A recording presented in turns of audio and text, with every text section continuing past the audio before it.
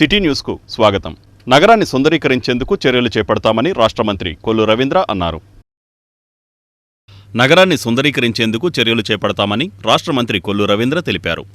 రాష్ట్ర గనులు, భూగర్భ వనరులు, ఎక్సైజ్ శాఖ మంత్రి కొల్లు రవీంద్ర మచిలీపట్నం ఎంపీ వల్లభనేని బాలశౌరితో కలిసి 2వ డివిజన్ పరిధిలోని మాచవరంలో 500 KL ఎలివేటర్ సర్వీస్ రిజర్వాయర్ పనులు, అనంతరం 50వ డివిజన్ డ్రైవర్స్ కాలనీలో 5 ml డీసీవేజ్ ట్రీట్మెంట్ ప్లాంట్ పనులు పరిశీలించారు. ఈ సందర్భంగా మంత్రి మాట్లాడుతూ అమృత్ ఫేజ్ 1 కింద 2014-2019 మధ్య 16 కోట్లతో చేపట్టిన మురుగునీటి శుద్ధి ప్లాంట్ పనులు గత ప్రభుత్వం మధ్యలో నిలిపివేయడం వల్ల 5 కోట్లు అదనంగా వ్యయం చేయాల్సిన పరిస్థితి ఏర్పడిందన్నారు. ఈ పనులు పూర్తి చేయడం జరుగుతుందన్నారు. కొద్దిపాటి వర్షానికే నగరంలో పలు ప్రాంతాలు ముంపునకు గురికావడం, గత పాలకులు గత 5 ఏళ్లలో నగర అభివృద్ధిని నిర్లక్ష్యం చేశారని అన్నారు. దీని నివారణకు డ్రైనేజీలో పూడికితీత పనులు ఇప్పటికే చేపట్టినట్లు తెలిపారు. ఎంపీ వల్లభనేని బాలశౌరి మాట్లాడుతూ నగరంలో పెరుగుతున్న జనాభాకు అనుగుణంగా రానున్న 2 ఏళ్లలో డ్రైనేజీ వ్యవస్థ మెరుగుపరచడం, తాగునీటి సమస్య పరిష్కరించడం లక్ష్యంగా తగిన ప్రణాళికలు రూపొందించడంతో పాటు కేంద్రం నుండి రావాల్సిన నిధులు అమృత్ స్కీమ్ కింద 15 ఆర్థిక సంఘం నిధులు తేవడానికి కృషి చేస్తామన్నారు. ఈ కార్యక్రమంలో నగరపాలక సంస్థ commissioner Bapiraju, public health DE Ramprasad, స్థానిక డివిజన్ నాయకులు, కార్పొరేటర్లు, నాయకులు పాల్గొన్నారు. టీడీపీ, వైసీపీ శ్రేణుల మధ్య ఏర్పడిన ఫ్లెక్సీల వివాదంతో పెడన బస్టాండ్ సెంటర్లో ఉద్రిక్తత ఏర్పడింది. టీడీపీ, వైసీపీ శ్రేణుల మధ్య ఏర్పడిన ఫ్లెక్సీల వివాదంతో పెడన బస్టాండ్ సెంటర్లో ఉద్రిక్తత వాతావరణం నెలకొంది. తెలుగుదేశం పార్టీ, వైఎస్ఆర్ కాంగ్రెస్ పార్టీ వర్గాల మధ్య తలెత్తిన ఫ్లెక్సీ వివాదం ఉద్రిక్తతకు దారితీసింది. బస్టాండ్ సెంటర్లో ఎమ్మెల్యే కృష్ణప్రసాద్ను అభినందిస్తూ ఇటీవల టీడీపీ నాయకులు 2 భారీ ఫ్లెక్సీలు ఏర్పాటు చేశారు. వీటిలో ఒకటి 2 రోజుల క్రితం కింద పడిపోగా ఆ స్థానంలో వైసీపీ నాయకులు రాత్రికి రాత్రే ఫ్లెక్సీ ఏర్పాటు చేశారు. దీంతో వారు ఇరువురి వర్గీయుల మధ్య వివాదం నెలకొంది. సమాచారం అందుకున్న సీఐ నాగేంద్ర ప్రసాద్ సిబ్బందితో కలిసి బస్టాండ్ సెంటర్ చేరుకుని చర్చించేందుకు టీడీపీ, వైసీపీ శ్రేణులను స్టేషన్కు తీసుకెళ్లగా డీఎస్పీ నచ్చచెప్పి వైసీపీ ఫ్లెక్సీని తొలగింపజేశారు. మున్సిపల్ అనుమతులు లేకుండా ఏర్పాటు చేసిన ఫ్లెక్సీని తొలగించాలని స్పష్టం చేశారు. ఈలోపు బస్టాండ్ సెంటర్ చేరుకున్న టీడీపీ నాయకులు, కార్యకర్తలు ఫ్లెక్సీ తొలగింపులో జాప్యంపై నిరసన తెలిపి ఫ్లెక్సీ కట్టే ప్రయత్నం చేయగా శాంతి భద్రతలకు భంగం కలిగించే అవకాశం ఉన్నందున 2 రోజుల తర్వాత ఫ్లెక్సీ కట్టుకోవాలని సీఐ సూచించారు. దీంతో వివాదం సద్దుమణిగింది. 49వ డివిజన్లో ఆధార్ నమోదుకు ఏర్పాటు చేసిన ప్రత్యేక కేంద్రాన్ని అందరూ సద్వినియోగం చేసుకోవాలని మున్సిపల్ మాజీ చైర్మన్ మోటబరి బాబాప్రసాద్ విజ్ఞప్తి చేశారు. 49వ డివిజన్లో ఆధార్ నమోదుకు ఏర్పాటు చేసిన ప్రత్యేక కేంద్రాన్ని ప్రజలు సద్వినియోగం చేసుకోవాలని మున్సిపల్ మాజీ చైర్మన్ ఎం బాబాప్రసాద్ విజ్ఞప్తి చేశారు. ఇటీవల మంత్రి కొల్లు రవీంద్ర 49వ డివిజన్ ఎస్టీ కాలనీలో పెన్షన్ల పంపిణీ సందర్భంగా స్థానికుల అభ్యర్థన మేరకు ఆధార్ నమోదు ప్రత్యేక కేంద్రాన్ని ఏర్పాటు చేయడం జరిగిందని ఆయన తెలిపారు. 3 రోజుల పాటు ఈ కేంద్రం కొనసాగుతుందని ఆయన వివరించారు. టీడీపీ నాయకులు పల్లపాటి సుబ్రహ్మణ్యం, గణపిశెట్టి గోపాల్, జనసేన నాయకుడు వడ్డీ చిరంజీవి ఆధార్ నమోదు కేంద్రం పరిశీలించారు. యానాదుల కాలనీలో మొన్న పెన్షన్ల పంపిణీ కార్యక్రమానికి కొల్లు రవీంద్ర గారు ఇచ్చేయడం జరిగింది. అక్కడ చాలామందికి ఆధార్లో పేర్లు నమోదు లేవని చెప్పి వాళ్ళ తల్లిదండ్రులు మా పిల్లలకి ఆధార్ నమోదు లేవని చెప్తాం. కొంతమంది గృహిణులు కూడా వచ్చి మాకు కూడా లేవని చెప్తాం వల్ల ఆయన వెంటనే స్పందించి అక్కడ కలెక్టర్ గారి దగ్గర ఉండి కలెక్టర్ గారు వెంటనే మీరు ఒక దీన్ని ఏర్పాటు చేయాలని చెప్పి కూడా ఒక ఆధార్ కేంద్రాన్ని ఏర్పాటు చేసి వాళ్ళందరూ కూడా ఆధార్ పేర్లు చేర్పించే దాంట్లో చర్యలు తీసుకోవాలని చెప్పి కూడా చెప్తాం. కలెక్టర్ గారు కూడా స్పందించి ఈ కార్యక్రమాన్ని వెంటనే నారాయణపురంలో చేపడతాం. మేమందరం కూడా అభినందిస్తున్నాం. చాలామంది మరి ఎప్పటి నుంచో తిరుగుతున్నారు, ఎంతోమంది తిరిగినా కూడా పనికాని పరీక్షల్లో రవీంద్ర గారి కృషితో ఈ కార్యక్రమాన్ని జరిగినందుకు కొల్లు రవీంద్ర గారు కూడా మా అందరూ ఇక్కడ ఉన్న వీళ్ళందరూ కూడా ప్రత్యేకంగా అభినందనలు తెలియజేస్తున్నారు. కాబట్టి ఇటువంటి కార్యక్రమాలని తెలుగుదేశం ప్రభుత్వం ఎప్పుడు కూడా చేపడుతుంది. ఎవరు ఎక్కడ ఇబ్బందులు ఉన్నా కూడా తెలుగుదేశం పార్టీ అక్కడ స్పందించి వెంటనే వారికి సహాయ సహకారాలు అందిస్తుంది. ఏదైతే చెప్పారో చెప్పింది చేసి చూపించేటువంటి ప్రభుత్వం ఈ ప్రభుత్వం. మచిలీపట్నం నియోజకవర్గంలో కొల్లు రవీంద్ర గారు మన 1వ తారీఖు నాడు 49వ డివిజన్లో పింఛన్ల పంపిణీ కార్యక్రమానికి రావడం జరిగింది. ఆ సందర్భంగా ఈ ప్రాంతంలో ఉన్నటువంటి పేదవారు, నిరాశ్రయులు, నిర్భాగ్యులు, నిజంగా సమాజంలో పట్టణంలో ఉన్నా కూడా దూరంగా నెట్టిబడినటువంటి జాతి ఏమనుందంటే ఈ జాతి. ఈ పిల్లలకి కానీ ఈ తల్లిదండ్రులకు కానీ ఏం తెలియదు వాళ్ళకి. ఉదాహరణకి మీకు కుమ్మరిగిరి సంజీవమ్మని ఓ పిల్ల ఉంది. 2016లో పుట్టింది. దాదాపుగా 16 అంటే ఒక 4, ఈ ఒక 4-8 సంవత్సరాలు అయింది. ఆ పిల్ల 4-5 సంవత్సరాలు రాగానే బళ్ళకి రావడం జరుగుతుంది.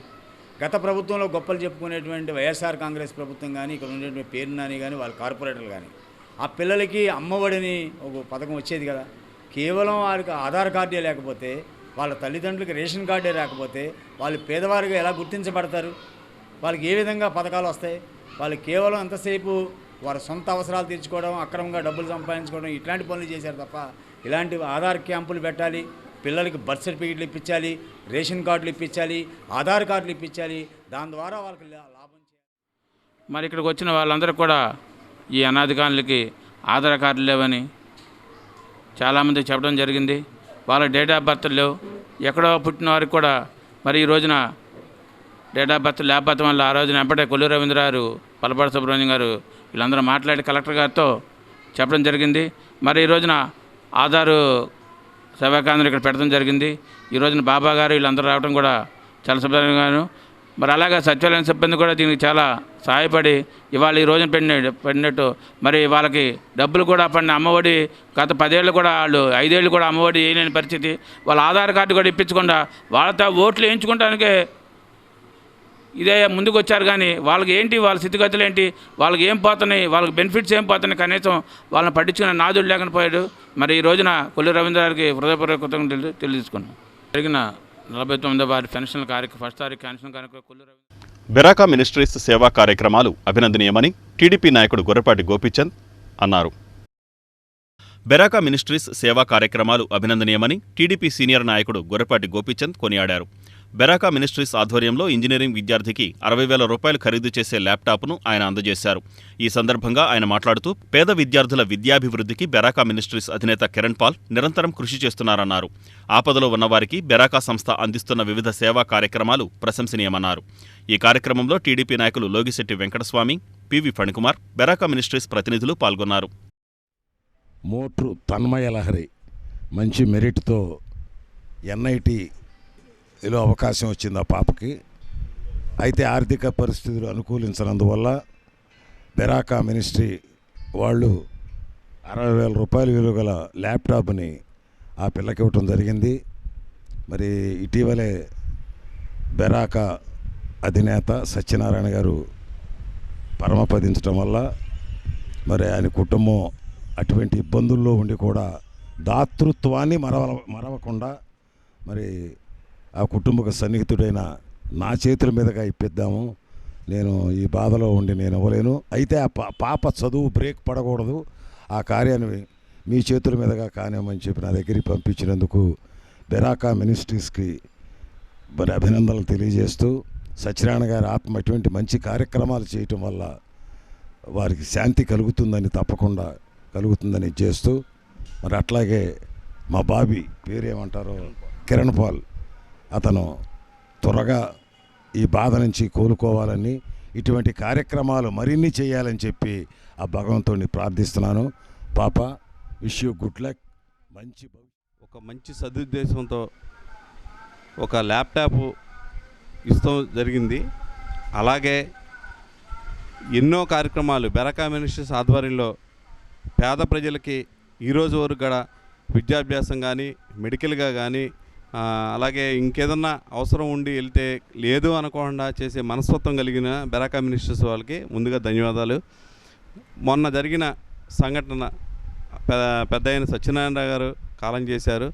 అయినా కానీ ఈరోజు ఒక విద్యార్థి ఇబ్బంది పడకూడదనే ఒక మంచి ఉద్దేశంతో ఒక మా పెద్ద అయిన గోపీచంద్ గారి ఆధ్వర్యంలో ల్యాప్టాప్ ఇస్తూ జరుగుతుంది.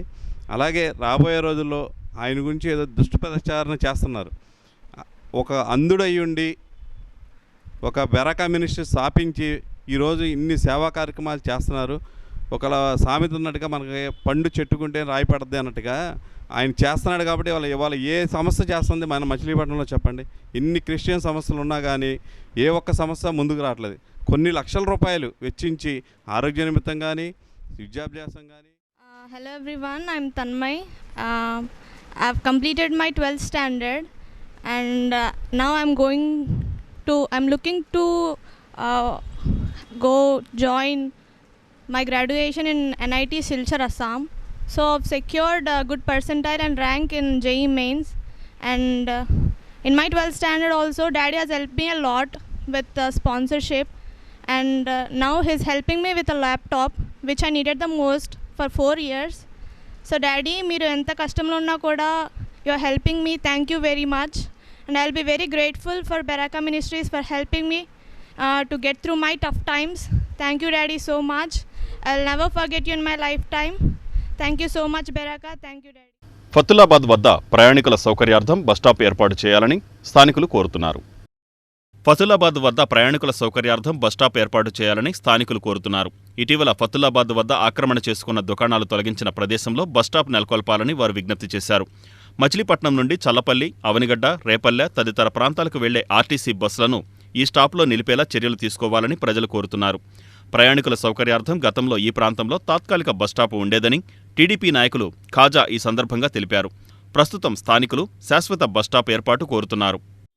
27వ డివిజన్లో ఫతుల్లాబాద్ వంతెన దగ్గర పూర్వం గతంలో ఇక్కడ ఒక బస్ స్టాప్ ఉండేది.